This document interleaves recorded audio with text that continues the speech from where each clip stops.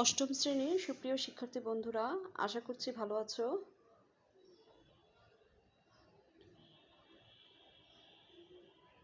মেয়েরা, রবিবার সকাল 10টার জুম ক্লাসে তোমাদের অভিনন্দন জানাচ্ছি। আমি আশা করছি তোমরা আমাদের ক্লাসগুলো নিয়মিত অনুসরণ করছো। আমি নাসরিন আক্তার, সহকারী শিক্ষক Bangla, engineering university girls school and college কর্তৃক আয়োজিত রবিবার সকাল 10টার অনলাইন ক্লাসে তোমাদের জানাচ্ছি স্বাগতম। আমাদের আজকের পাঠ শ্রেণী অষ্টম, বিষয় বাংলা প্রথম পত্র, পাঠ শিরোনাম ভাবো কাজ।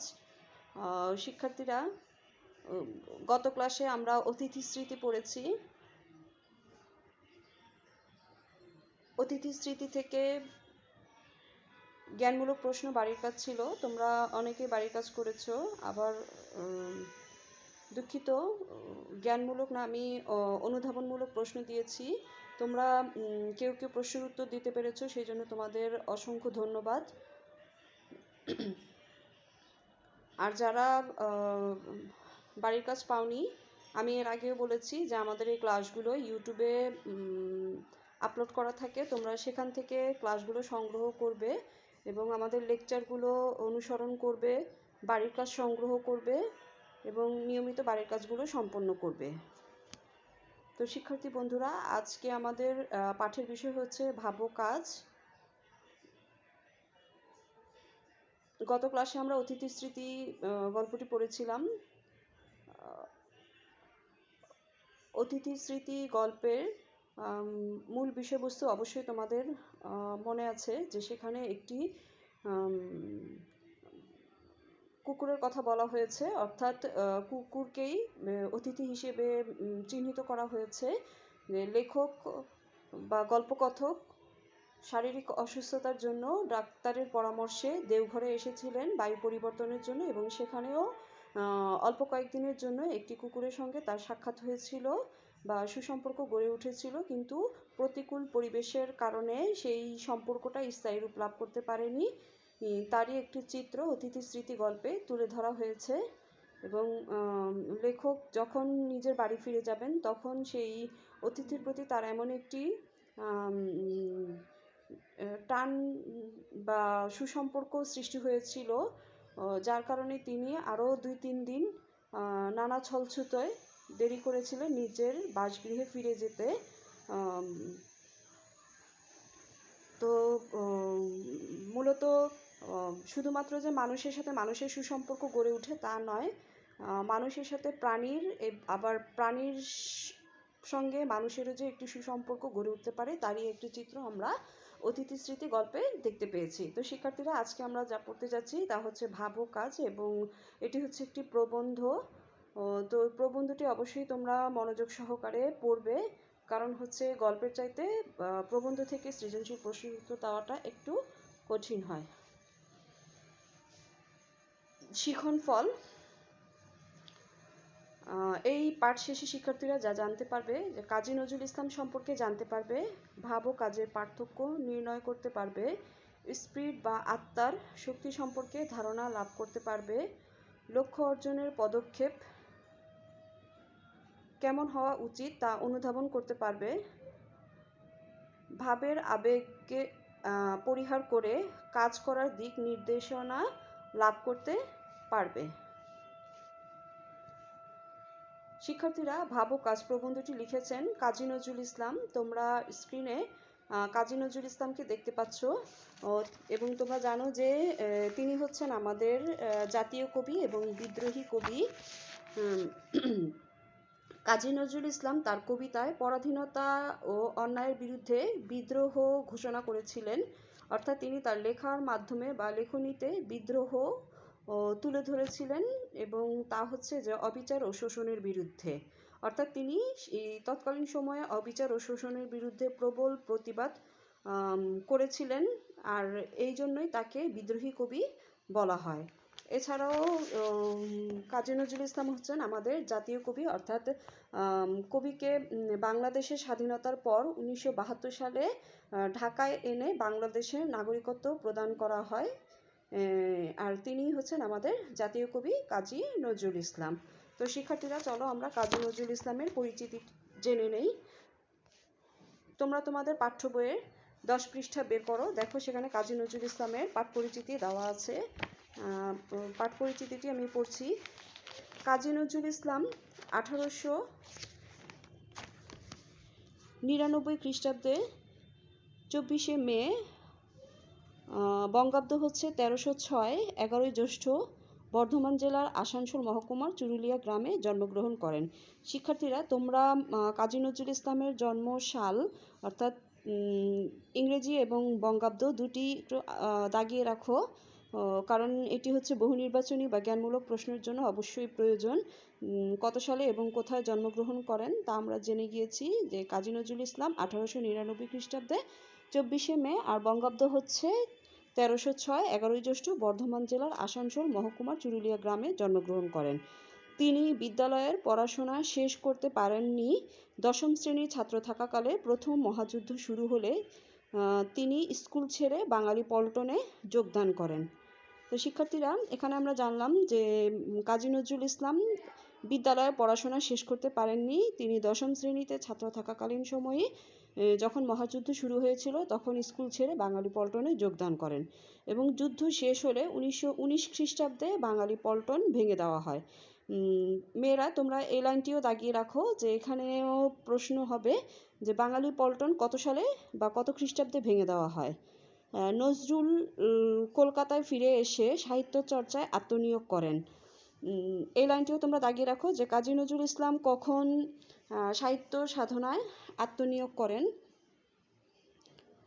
অর্থাৎ এর উত্তরে আমরা বলবো যে যখন বাঙালি পল্টন ভেঙে দেওয়া হয় বা 1919 খ্রিস্টাব্দে বাঙালি পল্টন ভেঙে দেওয়া হলে তখন কাজী নজরুল ইসলাম সাহিত্য চর্চায় আত্মনিয়োগ করেন। এ সময়ে সাপ্তাহিক বিজলি পত্রিকায় তার বিদ্রোহী কবিতাটি প্রকাশিত হলে চারিদিক তার সুনাম ছড়িয়ে পড়ে। তো এখানেও একটি প্রশ্ন আমরা পেয়ে যাচ্ছি যে কাজী নজরুল ইসলামের বিদ্রোহী কবিতাটি কোন পত্রিকায় প্রকাশিত হয়েছিল। তো এর উত্তরে আমরা বলতে পারি যে তার সাপ্তাহিক বিজলি পত্রিকায় তার বিদ্রোহী কবিতাটি প্রকাশিত হয়েছিল। এবং শিক্ষার্থীরা, তোমরা অবশ্যই এই বিদ্রোহী কবিতাটির সঙ্গে পরিচিত আছো বলে আমি মনে করি। তার কবিতায় পরাধীনতা ও অন্যায়ের বিরুদ্ধে বিদ্রোহ উচ্চারিত হয়েছে। অবিচার ও শোষণের বিরুদ্ধে তিনি প্রবল প্রতিবাদ করেন, আর এই জন্যই তাকে বিদ্রোহী কবি বলা হয়।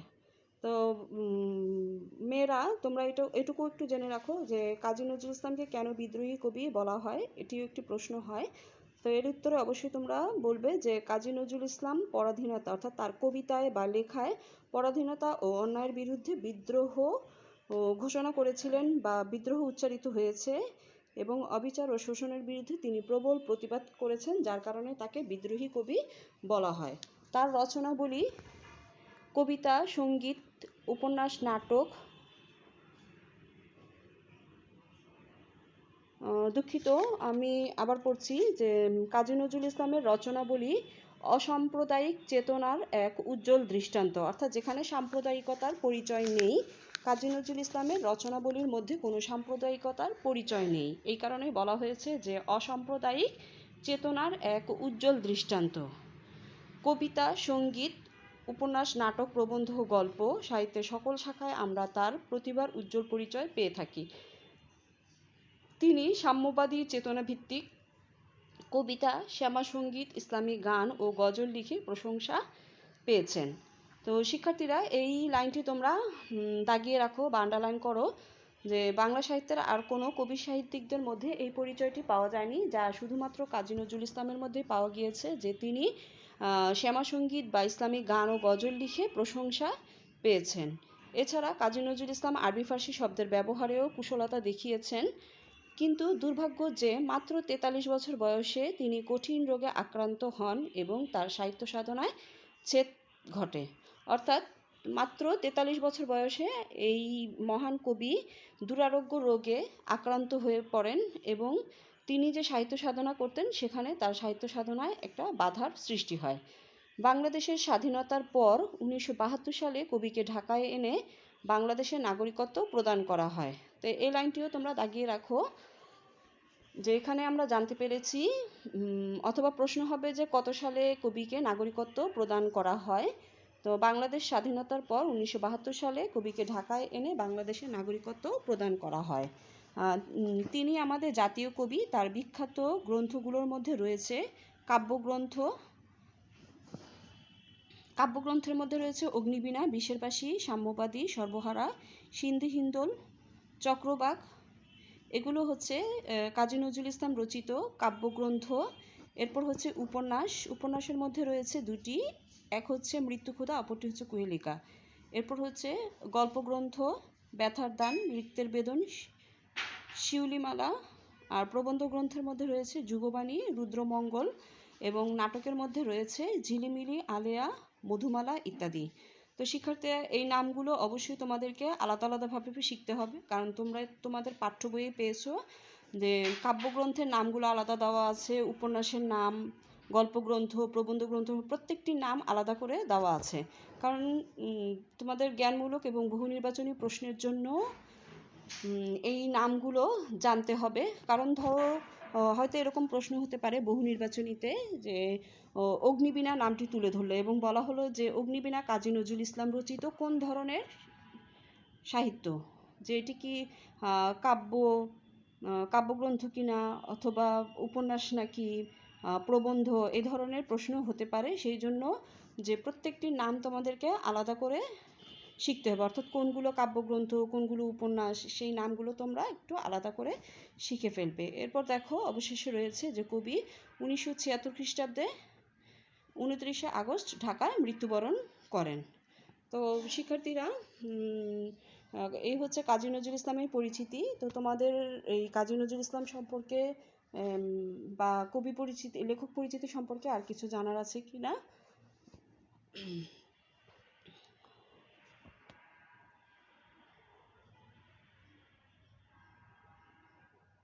এবং আশা করছি যে তোমরা কাজী নজরুল ইসলামের পরিচিতি বুঝতে পেরেছ। শিক্ষার্থীরা এরপর তোমরা তোমাদের পাঠ্য বইয়ের 9 পৃষ্ঠায় চলে আসো। সেখানে দেখো ভাব ও কাজ প্রবন্ধের শব্দের অর্থ রয়েছে।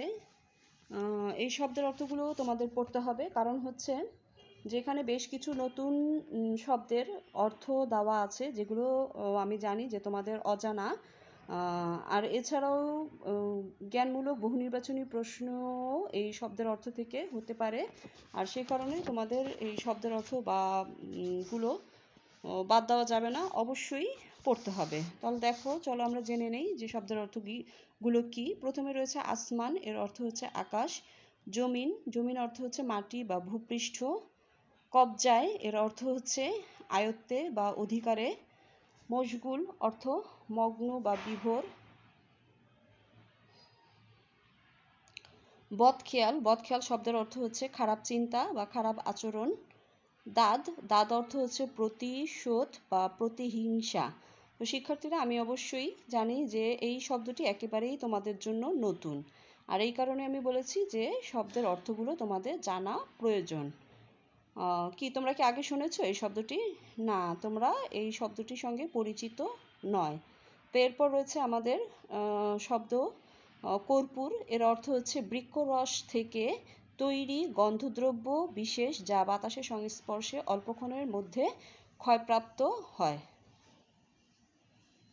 তাহলে শিক্ষার্থীরা আমরা কর্পূর অর্থ জানলাম যে একটি বৃক্ষের রস থেকে তৈরি যে গন্ধদ্রব্য তা বাতাসের সংস্পর্শে এলে কি হয়, ধীরে ধীরে ক্ষয়প্রাপ্ত হতে থাকে, আর এটি হচ্ছে কর্পূর।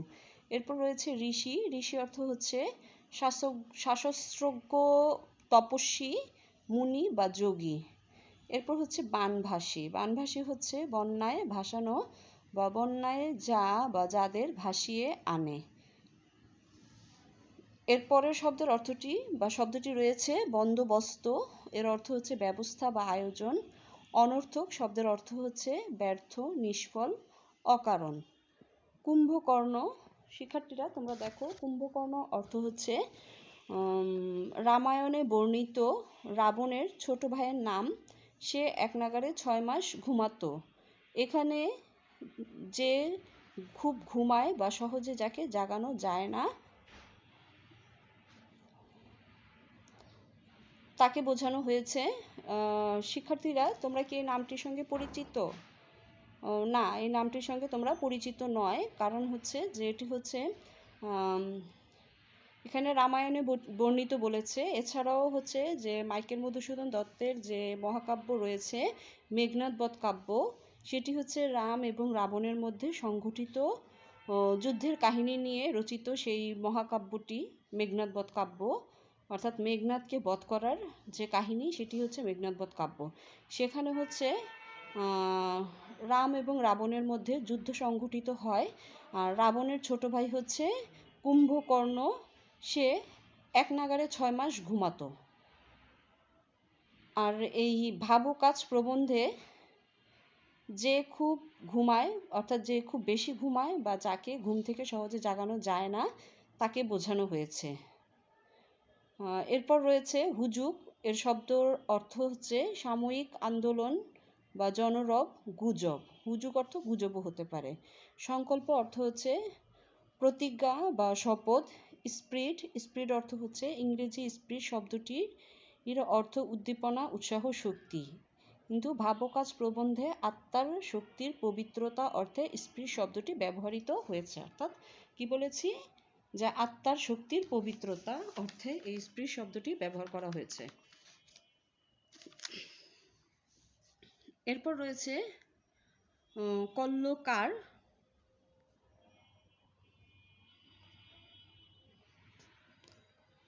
শিক্ষার্থীরা তোমরা তোমাদের পাঠ্য বইয়ের অর্থাৎ সাহিত্যকণিকা বইয়ের 10 পৃষ্ঠায় দেখো, আমাদের পরবর্তী শব্দটি রয়েছে কল্লকার। এর অর্থ হচ্ছে পূর্ব বা পরবর্তী দিন।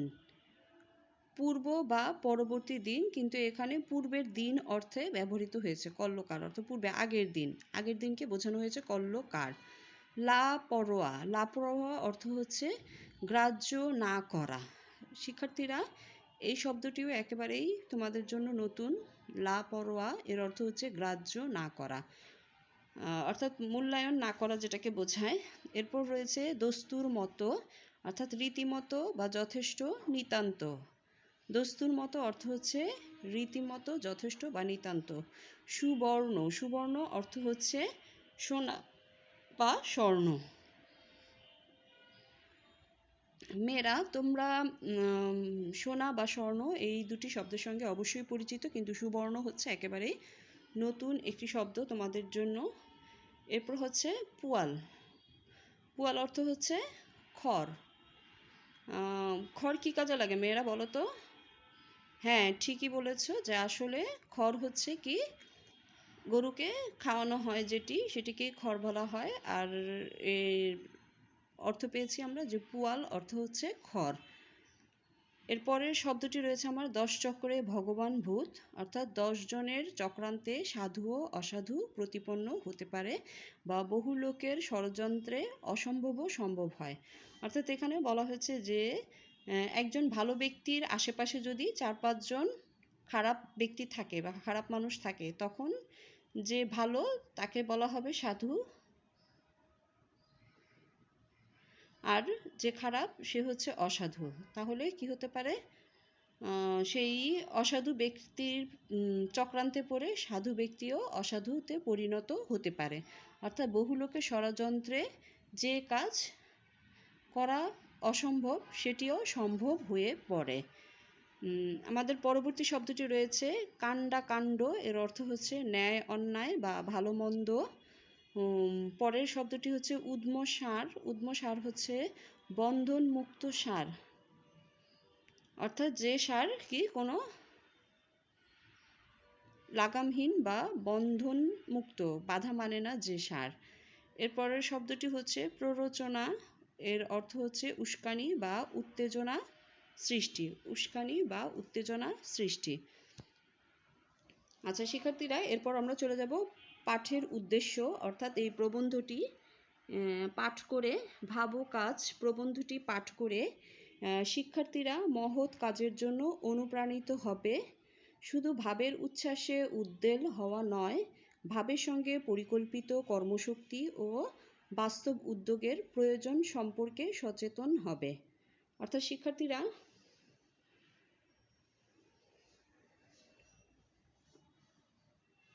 ভাবো কাজ প্রবন্ধটি পড়ে শিক্ষার্থীরা মহৎ কাজের জন্য অনুপ্রাণিত হবে। একদিকে যেমন মহৎ কাজের জন্য অনুপ্রাণিত হবে, অপরদিকে শুধু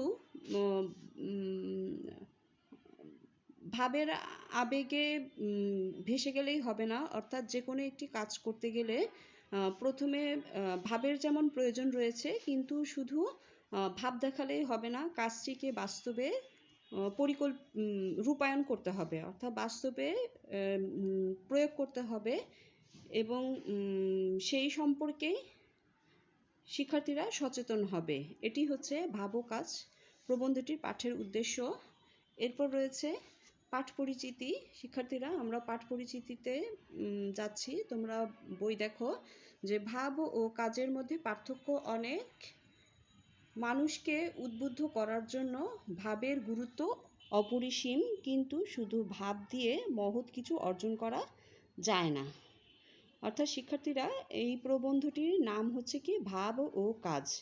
সেই জন্য এখানে বলা হয়েছে যে ভাব এবং কাজের মধ্যে অনেক পার্থক্য রয়েছে, কিন্তু মানুষকে বা মানুষের মধ্যে আগ্রহ সৃষ্টি করতে হবে। আগ্রহ সৃষ্টি করার জন্য একদিকে ভাবের গুরুত্ব যেমন রয়েছে, অপরদিকে শুধু ভাব দিয়ে কিন্তু তুমি জীবনে মহৎ কিছু অর্জন করতে পারবে না। অর্থাৎ মেয়েরা, তোমরা যদি ধরো যে কোনো একটি কাজ করতে যাচ্ছ তোমরা, সেখানে সেই কাজটি করার আগে তোমাদের মনের মধ্যে একটি ভাব জাগ্রত করতে হবে, এবং সেই ভাব জাগ্রত করে তুমি সেই কাজটির পরিকল্পনা করবে, যে কিভাবে কাজটি করবে, কোথায় করবে, কয়জন মিলে করবে, বা কে কোন দায়িত্ব নেবে, এরকম একটি পরিকল্পনা তোমাদের করতে হবে। তো কিন্তু যে শুধুমাত্র এই ভাব দেখিয়ে বা পরিকল্পনা করে চুপ করে বসে থাকলেই হবে না, তাহলে তুমি মহৎ কিছু অর্জন করতে পারবে না। তোমাকে কি করতে হবে, যে সেই যে তুমি পরিকল্পনা করেছো, ভাব তৈরি করেছো, সেই কর্মটিকে তোমাকে বাস্তবে রূপায়ণ করতে হবে। তাহলেই হচ্ছে যে তুমি জীবনে মহৎ কিছু অর্জন করতে পারবে। আর এই জন্য একদিকে যেমন কর্মশক্তি এবং অপরদিকে সঠিক উদ্যোগের দরকার হয়।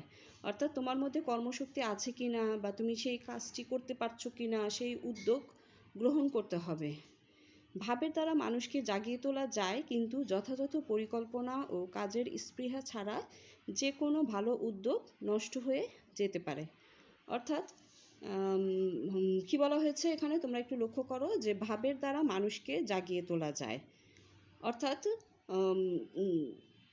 তোমরা নিজেরা একটি দল গঠন করলে, এবং সেই দলের মধ্যে একজন দলনেতা তৈরি হলো, এবং সেই দলকে নিয়ে যে কোনো একটি কাজ করতে যাবে। তখন সেই দলনেতা কি করবে, যে দলনেতা হচ্ছে তোমাদের দলের সবাই মধ্যে একটি ভাব জাগ্রত করবে, যে আমরা কাজটি করব, কিভাবে করব, কখন করব, কে কোন দায়িত্ব পালন করব, এরকম করে পরিকল্পনা করবে, এবং সবার মধ্যে ভাব জাগিয়ে তুলবে। অর্থাৎ সেই ভাব জাগিয়ে তুলে আবার বসে থাকলে হবে না, সেই কাজের ভাব তৈরি করে মানুষের মধ্যে বা দলের মধ্যে কাজের স্পৃহাটা তৈরি করতে হবে। এবং কাজের স্পৃহা ছাড়া যে কোনো একটি ভালো কাজের উদ্যোগই নষ্ট হয়ে যেতে পারে। সেই জন্য বলা হয়েছে যে ভাবের দরকার রয়েছে, অপরদিকে সেই ভাবটিকে বাস্তবে রূপায়ণ করারও প্রয়োজন রয়েছে। তাই বলা হয়েছে যে এই প্রবন্ধটিতে লেখক দেশের উন্নতি ও মুক্তি এবং মানুষের কল্যাণের জন্য ভাবের সঙ্গে বাস্তবধর্মী কর্মে তৎপর হওয়ার ওপর জোর দিয়েছেন। অর্থাৎ লেখক কাজী নজরুল ইসলাম ভাবো কাজ প্রবন্ধটিতে দেশের উন্নতি ও মুক্তি এবং মানুষের কল্যাণের জন্য একদিকে যেমন ভাব, অপরদিকে হচ্ছে কাজ, এই দুটির মধ্যে যে বাস্তবধর্মী একটি সম্পর্ক রয়েছে তার উপর জোর দিয়ে তিনি মানুষকে মধ্যে ভাব জাগ্রত করতে বলেছেন এবং পরবর্তীতে সেটিকে বাস্তবে রূপায়ণ করতে বলেছেন। এটি হচ্ছে ভাব ও কাজ প্রবন্ধটির মূল বিষয়। তো শিক্ষার্থীরা, আমি আশা করছি যে তোমরা ভাব ও কাজ প্রবন্ধটির পাঠ পরিচিতিও বুঝতে পেরেছো। তোমাদের মধ্যে আর কারো কিছু জানার আছে কি না? মেয়েরা, তোমরা বলতে পারো। ভাব ও কাজ প্রবন্ধটির বিষয়বস্তু আমি সংক্ষেপে তোমাদের সামনে বিষয়বস্তুটি তুলে ধরছি, যদিও আমরা পাঠ পরিচিতি আলোচনা করেছি, তারপরেও আমি আবার একটু সংক্ষেপে ভাব ও কাজ প্রবন্ধটির বিষয়বস্তু আলোচনা করছি। বা মূল পাঠ পরিচিতি পড়ে আমরা যা জানতে পেরেছি যে ভাব ও কাজের মধ্যে পার্থক্য অনেক। মানুষকে উদ্বুদ্ধ করার জন্য ভাবের গুরুত্ব অপরিসীম, কিন্তু শুধু ভাব দিয়ে মহৎ কিছু অর্জন করা যায় না, তার জন্য কর্মশক্তি এবং সঠিক উদ্যোগের দরকার হয়। ভাবের দ্বারা মানুষকে জাগিয়ে তোলা যায়, কিন্তু যথাযথ পরিকল্পনা ও কাজের স্পৃহা ছাড়া যে কোনো ভালো উদ্যোগ নষ্ট হয়ে যেতে পারে। এই প্রবন্ধটিতে লেখক দেশের উন্নতি, মুক্তি এবং মানুষের কল্যাণের জন্য ভাবের সঙ্গে বাস্তবধর্মী কর্মে তৎপর হওয়ার উপর জোর দিয়েছেন। অর্থাৎ ভাব ও কাজ প্রবন্ধটিতে লেখক কাজী নজরুল ইসলাম আমাদের মহৎ কাজের জন্যে অনুপ্রাণিত করেছেন। তিনি পরিষ্কারভাবে বলতে চেয়েছেন, শুধু ভাবের উচ্ছ্বাসে উদ্বেল না হয়ে পরিকল্পিত কর্মশক্তির মাধ্যমে মহৎ কাজকে কিভাবে বাস্তব রূপদান করা যায়, তাই তিনি এই প্রবন্ধে তুলে ধরেছেন। শিক্ষার্থীরা, তোমাদের জন্য বাড়ির কাজ দেখো, এখানে 10টি জ্ঞানমূলক প্রশ্ন দেওয়া হয়েছে। এগুলো হচ্ছে তোমাদের বাড়ির কাজ। প্রথম প্রশ্নটি হচ্ছে, অর্থাৎ 1 নং প্রশ্ন, কাজী নজরুল ইসলাম কত সালে এবং কোথায় জন্মগ্রহণ করেন? এটি আমরা কাজী নজরুল ইসলামের পরিচিতি পড়তে গিয়েই পেয়েছি।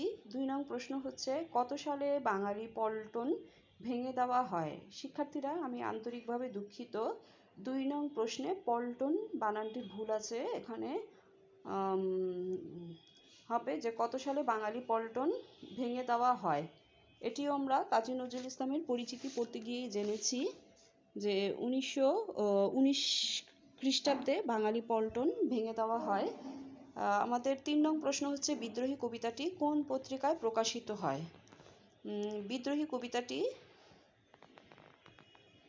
সাপ্তাহিক বিজলি পত্রিকায় প্রকাশিত হয়। 4 নং প্রশ্ন হচ্ছে, কাজী নজরুল ইসলাম কিসের বিরুদ্ধে প্রতিবাদ করেন? তো শিক্ষার্থীরা, তোমরা তার পরিচিতি পড়ে জেনেছো যে কাজী নজরুল ইসলাম অবিচার ও শোষণের বিরুদ্ধে প্রবল প্রতিবাদ করেন। আমাদের 5 নং প্রশ্ন হচ্ছে, কাজী নজরুল ইসলাম কি রচনা করে প্রশংসা পেয়েছেন? এটির উত্তরটিও তোমাদের অবশ্যই জানা আছে যে কাজী নজরুল ইসলাম শ্যামাসঙ্গীত, গজল, ইসলামী গান এগুলো রচনা করে প্রশংসা পেয়েছেন। 6 নং প্রশ্ন হচ্ছে, কোন শব্দের ব্যবহারে তিনি কুশলতা দেখিয়েছিলেন?